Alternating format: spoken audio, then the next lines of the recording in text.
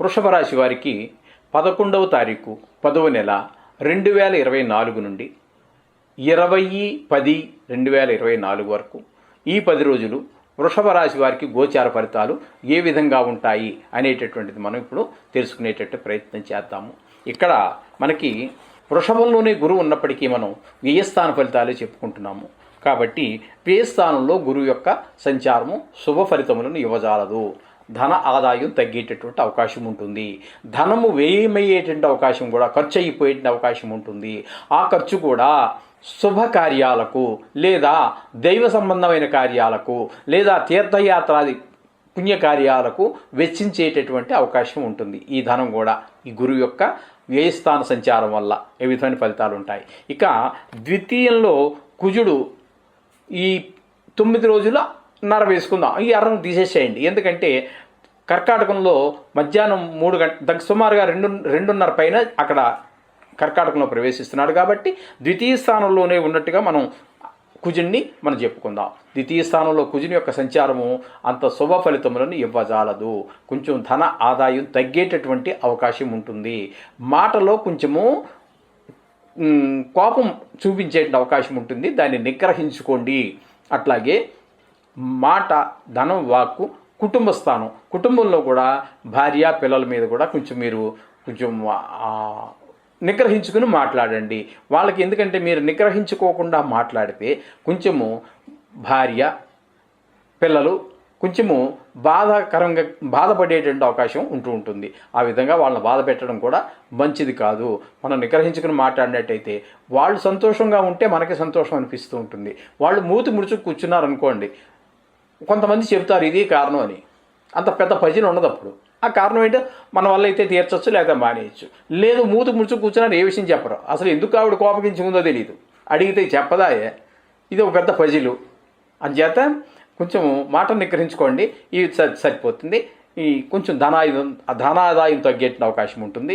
కుటుంబంలో కొంచెం పరిస్థితులు కూడా చక్కబడాలి అంటే కొంచెము వాళ్ళతో కూడా కుటుంబ సభ్యులతో కొంచెం నిగ్రహించుకుని మాట్లాడితే సరిపోతుంది. ఈ విధమైన ఫలితాలన్నీ కూడా కుజుని యొక్క తృతీయ సంచారం వల్ల తృతీయంలో మంచిదే, కానీ సాయంత్రం ఒక 2-3 గంటలు ఉంటారు కాబట్టి దాన్ని వదిలిపెడదాము. అదే 9 రోజుల్లో కలుపుకుందాం. ఇక పోయినట్టయితే మనకి పంచమ స్థానంలో కేతు యొక్క సంచారం జరుగుతున్నదండి. కేతు యొక్క సంచారం పంచమ స్థానంలో శుభ ఫలితములను ఇవ్వజాలదు. అంచేత ఏమవుతుందంటే అక్కడ సంతానం అంత సరి అయినటువంటి మాట వినరు. అలాగే మనకి ఇక్కడ ఒక దైవభక్తి మీద, దేవుడి మీద అక్కడ కొంచెం మనసు లగ్నం కాకుండా ఉండేటువంటి అవకాశం కూడా మనకి ఎక్కువగా కనిపిస్తూ ఉంటుంది. అక్కర్లేనటువంటి సామాను కొంచెం కొనడం జరుగుతుంటుంది. విచిత్రంగా అనిపిస్తూ ఉంటుంది. విచిత్రమైనటువంటి వస్తువు ఏదైనా కనబడితే వెంటనే కొనేస్తారు. ఇది మనకు అవసరమా కాదా అని ఆలోచించకుండా కొంటారు. దానివల్ల చివరికి ఇంటికి వచ్చేదాకా మీకు ఆ సరదా ఉంటుంది, కానీ ఇంటికి వచ్చాక అనవసరంగా కొన్నాం, అనవసరం డబ్బులు దండగా అనిపిస్తూ ఉంటుంది. అలాంటివేమి ఆ ప్రయత్నాలు చేయకండి. అలాగే కొంచెం ధన నష్టం కూడా జరిగేటువంటి అవకాశం ఉంటుంది. 5వ స్థానంలో కేతు యొక్క సంచారం వల్ల ఈ విధమైనటువంటి కొంచెం ఉంటుంది. అలాగే కొంచెం ఎందుకునో అకారణంగానే కొంచెం భయంగా అనిపిస్తూ ఉంటుంది. కొంచెం కొన్ని సందర్భాలలో దొంగల వలన కూడా కొంచెం భయం ఉంటుంది. చోర భయం. ఎవడో వస్తాడు, మన ఫ్రెండే అనుకోవచ్చు, లేకపోతే ఎప్పుడూ వచ్చే మనిషే. ఆ వేళ ఏదో ఇంట్లో నదురుగా కనబడింది, మనం ఎక్కడో లోపలికి మధ్యలో తాగడానికో కాఫీ తాగడానికో లేకపోతే వాడికి కాఫీ ఇవ్వడానికో వచ్చాం. అది సైలెంట్గా ఆయన తస్కరించడం జరుగుతుంది, దొంగిలించడం జరుగుతుంటుంది. ఆ విధంగా కొంచెం దొంగతనాలకు కూడా అవకాశం ఉన్నది. అదే పెద్ద కోట్లు అవ్వచ్చు, రూపాయి వస్తువే కావచ్చు. ఏదైనప్పటికీ కూడా కొంచెము ఆ విషయంలో కూడా తగు జాగ్రత్తలు తీసుకోండి. అక్కడ సరిపోతుంది. అలాగే 5-6 స్థానాలలో రవి యొక్క సంచారం జరుగుతోందండి. 5వ స్థానంలో ఒక 7 రోజులు సంచారం చేస్తున్నాడు. ఈ 5 రోజుల్లో మనకి ఇప్పుడు మనం కేతుకు చెప్పుకున్నట్టుగానే అవే ఫలితాలు వస్తాయి. అయితే ఈ రవి అదనంగా మనకి ఇచ్చేటటువంటిది ఏంటంటే 7 రోజులు 5వ స్థానంలో అనారోగ్యాలు, అంటే జలుబు, దగ్గు, జ్వరము ఇత్యాదులన్నీ ఇచ్చేటట్టు అవకాశం ఉంది. ఆ రవి వల్ల మనకి కలిగేటటువంటిది అగస్టాగా కేతువు కంటే.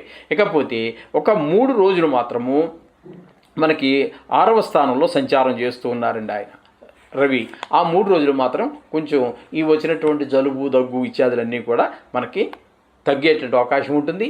మనకి చుట్టుపక్కల వాళ్ళ దగ్గర నుంచి సహాయ సహకారాలన్నీ అందుతూ ఉంటాయి. వాళ్ళ హెల్ప్ మనకు ఉంటుంది, మన హెల్ప్ వాళ్ళకి ఉంటుంది. ఈ విధమైనటువంటి ఫలితాలన్నీ కూడా 6వ స్థానంలో ఆయన యొక్క సంచారం వల్ల జరుగుతూ ఉంటుంది. అలాగే బుధుని యొక్క సంచారం 6వ స్థానంలో జరుగుతోందండి ఈ 10 రోజులు కూడా. ఈ 10 రోజుల్లో కూడా బుధుని యొక్క సంచారం వల్ల మనకి అక్కడ చక్కగా మీకు ఆదాయం పెరుగుతుంది, వ్యాపారం చక్కగా నడుస్తుంది, మీ తెలివితేటలు ప్రదర్శించేటటువంటి అవకాశం వస్తుంది. మీరు ప్రదర్శించి దానివల్ల కొంచెం అధిక ఆదాయము, అధిక వ్యాపారము, అధిక తెలివితేటలు ఇవన్నీ కూడా కొంచెం అధికంగా మీకు సహాయ సహకారాలన్నీ అందిస్తూ ఉంటాయి. ఈ విధంగా బుధుని యొక్క 6వ స్థాన సంచారం వల్ల మీకు చక్కటి ఫలితాలన్నీ వస్తూ ఉంటాయి. ఇకపోతే శుక్రుని యొక్క సంచారం తీసుకున్నట్టయితే 6, 7 స్థానాలలో 6వ స్థానంలో ఒక 3 రోజులు, ఒక 7 రోజులు 7వ స్థానంలో అంటే వృశ్చికంలో సంచారం చేస్తూ ఉన్నారు. శుక్రుడు 6వ స్థానంలోనూ 7వ స్థానంలోనూ కూడా శుభ ఫలితములను ఇవ్వజాలడు, శుభ ఫలితాలను ఇవ్వజాలండి 2 స్థానాల్లోనూ కూడా. అందుచేత శుక్రుని యొక్క అంటే కొన్ని సుఖాలు మీరు పొందలేకపోతూ ఉంటారు. అలాగే కొంచెం భార్యకి మీకు అంటే 7వ స్థానం మన కలస స్థానం కాబట్టి అక్కడ కూడా కొంచెము ఆవిడ బాధ పెట్టేయడం కానీ, ఆవిడ మిమ్మల్ని బాధ పెట్టే అందరూ మగవాళ్ళే బాధపడతారని ఏం లేదండి. కొంతమంది ఆడవాళ్ళు కూడా మగవాళ్ళని బాధ పెట్టే స్త్రీలు చాలామందే ఉంటారు. ఆడవాళ్ళని బాధించేటటువంటి మగవాళ్ళు ఉంటారు.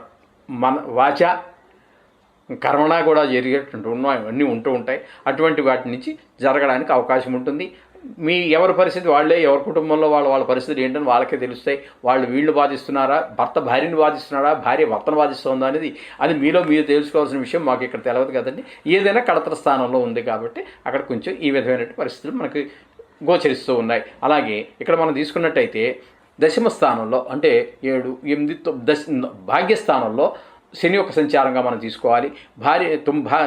భాగ్యస్థానంలో శని యొక్క సంచారం వల్ల మనకి కొంచెము ఇబ్బందికరమైనటువంటి తండ్రి గారి విషయంలో లేదా ఇంట్లో పెద్దవాళ్ళు ఎవరైనా ఉన్నట్టయితే వాళ్ళ ఆరోగ్య విషయంలో తగు జాగ్రత్త తీసుకోండి. అలాగే కొంచెం లేజినెస్ అంటే బాగా బద్ధకం పెరిగిపోతూ ఉంటుంది. ఏ పని చేయాలన్నా చేద్దాము చూద్దాము అనేటటువంటి కొంచెం బద్ధకాన్ని వదిలించుకొని ముందుకు వెళ్ళండి. కొంతవరకు అనుకున్నంత కాకపోయినా కొంతవరకు వెళ్ళగలుగుతాము. అసలు ప్రయత్నం ఇలా మానుకుంటే ఏదో పొద్దుట లేచామా, తిన్నామా, ఊరికే అటు ఇటు తిరిగామా, వచ్చామా, దానివల్ల ప్రయోజనం ఏమీ ఉండదండి. అలా కాకుండా మీరు అనుకున్న పని దీని ప్రభావం దీనికి ఎలాగ ఉంటుంది కాదని మనం ముందుకు వెళ్ళగలగాలి. పొద్దుటే మనం పూజ చేసుకున్నట్టయితే ఆ ఫలితాలు తగ్గుతూ ఉంటాయి. అప్పుడు మనం ముందుకు వెళ్ళడానికి అవకాశం ఉంటుంది. ఇకపోతే ఏకాదశ స్థానంలో రాహు యొక్క సంచారం మాత్రం మనకు శుభకరమైనటువంటి ఫలితాలన్నీ వస్తుంటాయి. ఇక్కడ 11వ స్థానంలో రాహు యొక్క ఫలితాల వల్ల మనకి కొంచెం ఏంటంటే కొంచెం ధన ఆదాయం ఉంటుంది. అలాగే భార్యాబిడ్డలు మనకి మన మాట వినేట అవకాశం ఉంటుంది. ఇక వ్యవసాయ మూలంగా ధనం వచ్చేటువంటి అవకాశం ఉంటుంది. మీరు ఏ పనైనా ప్రయత్నించినట్టయితే దాంట్లో సఫలీకృతులు అవుతూ ఉంటారు. అలాగే సమయానికి భోజనం చేయటం, మంచి ఆలోచనలు చేయటం, మంచి వారిని కలవటం ఇత్యాదివన్నీ కూడా లాభదాయకమైనటువంటి పనులన్నీ కూడా మనకి ఈ రాహు వల్ల ఈ రాశి వారికి కలుగుతున్నది. ఇకపోతే మనం జన్మల్లో అంటే వృషభంలోనే ఉన్నటువంటి గురువు వక్రించున్నాడు కాబట్టి ఏ స్థానంలో ఉన్నట్టుగా మనం చూసుకోవాలి. దానివల్ల మొదటే మనం చెప్పుకున్నాము. దానివల్ల ఏంటంటే ధన వ్యయం అధికంగా ఉంటుంది. అది కూడా పనికి వచ్చేటటువంటిది. అది దేవుడికి సంబంధించి కావచ్చు, లేదా ఒకరికి సహాయపడినట్టుగా కావచ్చు. ఈ విధమైనటువంటి ఖర్చులన్నీ కూడా దానివల్ల కలుగుతుంటాయి. ఈ విధమైనటువంటి ఫలితాలు వృషభ రాశి వారికి తెలుస్తూ ఉన్నాయి. ఇక నవగ్రహాల గురించి కానీ లేదా విష్ణు సహస్రనామంలో కనుక మీరు తీసుకున్నట్టయితే ఇందులో ప్రతి రాశిలోనూ కూడా 3 నక్షత్రాలు కంపల్సరీగా ఉంటాయి. మీకు ఏదైనా నక్షత్రం మీ నక్షత్రము పాదము తెలిస్తే ఖచ్చితంగా మీకు విష్ణు సహస్రనామ పుస్తకం కొనుక్కోండి. అందులో ఏ నక్షత్రం ఏ పాదం వారికి అనేటటువంటిది పక్కన రాసి ఉంటుంది. అది మీరు చదువుకోండి. ఒకవేళ మీకు నక్షత్రము తెలియదు, పాదము తెలియదు, మీకు వృషభ రాశి అనేటువంటి విషయం మాత్రం ఖచ్చితంగా తెలుసు. అటువంటప్పుడు ఏం చేస్తారు అంటే విష్ణు సహస్రనామంలో 10వ శ్లోకం నుండి 18వ శ్లోకం వరకు అంటే 9 శ్లోకాలు. ఎందుకంటే 9 పాదాలే ఉంటాయి, 3 రాసులు ఉంటాయి కాబట్టి ఆ మధ్యలో ఉంటుంది. ఈ శ్లోకాలు చదువుకోండి. మీరు ఖచ్చితంగా మీ రాశి మీ నక్షత్రము మీ పాదము అందులో ఉంటుంది. తద్వారా మీకు జరిగేటటువంటి కొన్ని ప్రతికూలతలు తగ్గుతాయి, అనుకూలతలు పెరుగుతాయి. ఈ విధంగా చేసుకోవటం వల్లే కాకుండా దీనే కాకుండా విష్ణు సహస్రనామం ఫలితం అనేటటువంటిది అసామాన్యమైనటువంటిది. ఒక భగవద్గీత ఎంత ఫలితాన్ని ఇస్తుందో, వేదపట్నం ఎంత ఫలితాన్ని ఇస్తుందో, విష్ణు సహస్రనామం కూడా అంత ఫలితాన్ని ఇస్తుంది. అందుచేత ఇది కూడా చాలా ప్రముఖమైనటువంటిది. దీన్ని వీలున్న వారందరూ కూడా పాటించండి. శుభం భూయాత్.